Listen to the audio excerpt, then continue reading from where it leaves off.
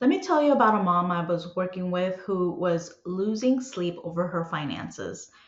She was making good money, but she still found herself trying to figure out what bills to pay when the beginning of the month came around. And her biggest fear was that her money chaos would teach her kids all the wrong lessons about money. When she first came to me, had a lot of her personal and business money mixed together. Then she also had a lot of bills piling up and would constantly have to be asking herself, which one do I pay first? And she also admitted like she felt like she was very horrible with money management. And so she felt like something had to change because she didn't want her kids learning any of these habits. And so if this is you too, then here's what I want you to know. You aren't someone who is horrible with money. Maybe you haven't been taught before how to manage your money. And really, I think the issue is you just need a system that can work for you, that can help you. And so that's why I'm about to show you exactly how to turn things around.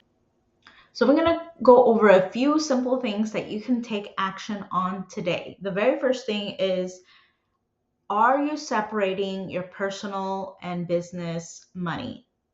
If not, that's where you can get started. That way you don't have to do mental gymnastics when it comes to figuring out where your money is going. This was a real game changer for my client to be able to clearly separate it out and trying to figure out, okay, which specific transactions pertain to the business, to the business in particular. So going through all that, going through the list and trying to figure out, expense by expense, which is personal, which is business. So that can be one of the first things that you can work on. The next thing is identify some money leaks. Those are some of the expenses that could be draining your account, and we don't realize that that's what's happening because we've never taken the time to take a close look at everything that is coming out of your account. So have you looked at your statements? And what are some things, maybe like when's the last time you've evaluated all your expenses for the business or even for personal? And that way you can see, do I still need this? Is this still something that is serving me, that I use in my life? Otherwise, a subscription expense will pop up and you didn't even realize it and don't even get a chance to cancel it because you didn't know you even were signed up for that. So that is one thing too, that you can look through your statements to see where are identify some money leaks. And finally, just create a simple way to anticipate any upcoming expenses. So let's say like you're going to decide, okay, I'm going to work on figuring out what expenses are coming up in the next 2 weeks.